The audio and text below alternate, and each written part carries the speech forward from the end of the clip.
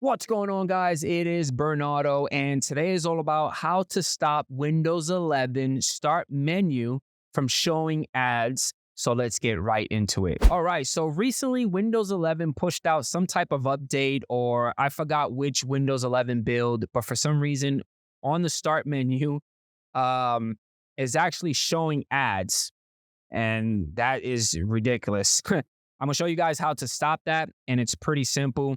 So, logging into your Windows 11 machine on the desktop, we are going to click on the Start button. Boom. Locate Settings, click on that. And then from there, we want to locate Personalization, which is located on the left-hand side. So, click on that. We're going to scroll down a little bit, all the way down until we see the option that says Start. So, click on that. It takes you here, and there goes the option. Show recommendations for tips, shortcuts, news apps, and more.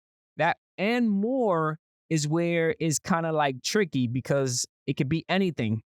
So what we're going to do from here is slide that toggle button to your left to turn it off, and that's it.